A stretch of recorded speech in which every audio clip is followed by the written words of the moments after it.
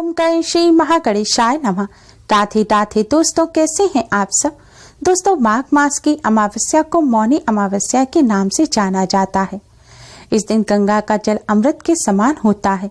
इस दिन मौन रहकर गंगा में स्नान करने से पापों का नाश होता है और निरोगी काया प्राप्त होती है। इस दिन 1.25 घंटे मौन रहकर पूजन करना चाहिए और उसके पश्चात दान करें। ऐसा करने से 16 गुना अधिक पुण्य फल मिलता है। इस बार मौनी अमावस्या 31 जनवरी को दोपहर 2:18 से शुरू हो जाएगी। इस बार यह अमावस्या 31 जनवरी दिन सोमवार और 1 फरवरी दिन मंगलवार दोनों ही दिन है। साथ ही इस बार महोदया योग और स्वास्थ्य सिद्धि योग भी बन रहा है, जिससे यह अमावस्या और भी ज्यादा खास हो गई है। इस अमावस्या पर पितरों के निमित्त दान करने से पितर अति शीघ्र ही प्रसन्न हो जाते हैं और अपने वंशजों को अपना आशीर्वाद देते हैं और कष्टों को दूर करते हैं। इस अमावस्या पर पितरों के निमित्त स्नान, दान, श्राद्ध तर्पण करने से पितृदोष से मुक्ति मिलती है। पितरों का आशीर्वाद प्राप्त होता है और कष्टों से छुटकारा मिलता है। शास्त्रों में बताया गया है कि जिन पर पितरों की कृपा होती है उन्हें भगवान श्री हरि विष्णु माँ लक्ष्मी जी की असीम कृपा प्राप्त होती है। पुराणों में ऐसा कहा गया है कि इस दिन अपने पूर्वजों को याद कर पूजा करने और गरीबों को दान देने से मनुष्य के पापों का नाश होता है। यह अमावस्या धर्म, कर्म, स्नान, दान और पितरों के तर्पण के लिए बहुत ही शुभ मानी जाती है। माना जाता है इस अमावस्या पर पितरों को प्रसन्न करने के लिए, उनकी आत्मा की शांति के लिए और पितृदोष से मुक्ति पाने के लिए पितरों के निमित्त तर्पण और दान अवश्य ही करना चाहिए। ऐसा करने से पितरों का आशीर्वाद प्राप्त होता है और पितृदोष से मुक्ति मिलती है। इस अमावस्या पर पितरों को प्रसन्न करने के लिए पितरों के निर्मित तर्पण दान करने से न केवल पितृदोष से मुक्ति मिलती है, साथ ही काल सर्प दोष भी दूर होता है और जीवन में खुशियां आती हैं। इस अमावस्या पर पितरों के मोक्ष की कामना से व्रत उपवास अवश्य ही रखें। कहा जाता है इस दिन पितरों के निमित्त जो भी उपाय, दान, पुण्य आदि कार्य किए जाते हैं उससे तृप्त होकर हमारे पूर्वज हमारी सभी मनोकामनाएं पूरी होने का आशीर्वाद देते हैं। अमावस्या तिथि पितरों को प्रसन्न करने के लिए खास मानी जाती है। दोस्तों, माना जाता है कि हम जीवन में कोई भी उन्नति करते हैं वो सब पितरों की कृपा और आशीर्वाद से ही संभव हो पाती है। इसलिए आप अपने जीवन में अगर सफलता प्राप्त करना चाहते हैं तो पितरों को प्रसन्न अवश्य करें, जिससे पितरों के आशीर्वाद से आपके जीवन में उन्नति हो। दोस्तों, आज की इस वीडियो में हम आपको पितरों को प्रसन्न करने का और पितृदोष को पितृ आशीर्वाद में बदलने का शास्त्रों में बताया गया एक बहुत ही आसान और असरकारक उपाय बताने जा रहे हैं। इस उपाय को हम सभी अपने घर में बहुत ही आसानी से कर सकते हैं।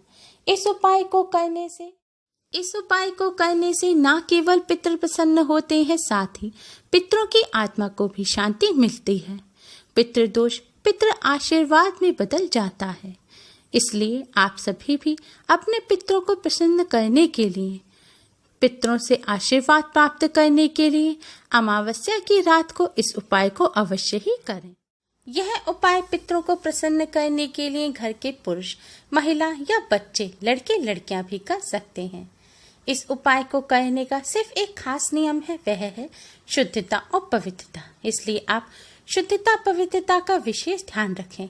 अगर आपने दिन में स्नान किया है तो रात्रि के समय आप अच्छी तरह से मुंह, हाथ, पैर धो लें और कुल्ला कर लें।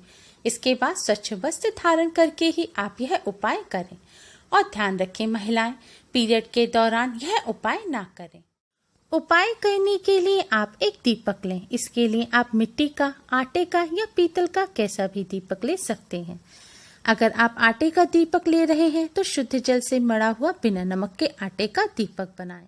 अब दीपक में एक रुई की बाती लगाएं। इसके पश्चात दीपक में आप शुद्ध घी भरें।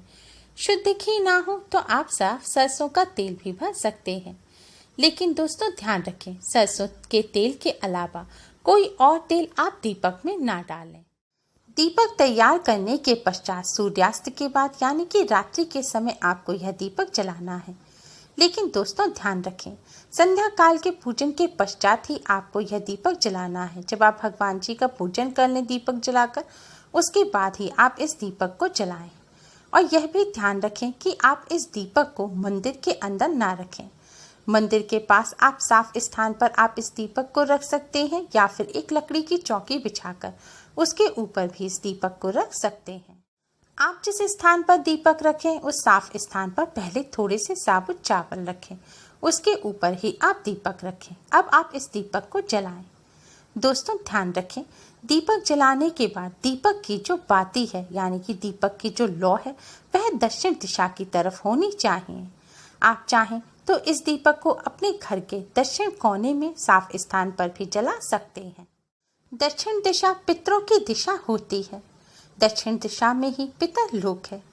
माना जाता है कि पितृपक्ष में पितरलोक से दक्षिण दिशा से ही पितृ हमें आशीर्वाद देने धरती पर आते हैं। इसलिए पितरों को प्रसन्न करने के लिए, पितरों का आशीर्वाद प्राप्त करने के लिए और पितृदोष से मुक्ति प्राप्त करने के लिए अमावस्या की रात को दक्षिण दिशा की तरफ मुख करके दीपक जलाने से पितरों की आत्मा को शांति मिलती है और पितृ प्रसन्न होते हैं। इसलिए अमावस्या की रात्रि को दक्षिण मुखी दीपदान अवश्य ही करना चाहिए। कहा जाता है श्रद्धाए यह दीयते सह श्राद्ध, अर्थात श्रद्धा से पितरों के निमित्त दिया हुआ दान ही श्राद्ध है। इसलिए अमावस्या की रात्रि को श्रद्धा पूर्वक दक्षिण मुखी दीपदान करने से पितरों का आशीर्वाद प्राप्त होता है और श्राद्ध करने का पुण्य फल प्राप्त होता है। दोस्तों दीपक जलाने के बाद आप वहीं पर आसन बिछाकर बैठ जाएं और दक्षिण दिशा की तरफ मुख करके पितृदेव के इस मंत्र का 108 बार जाप करें।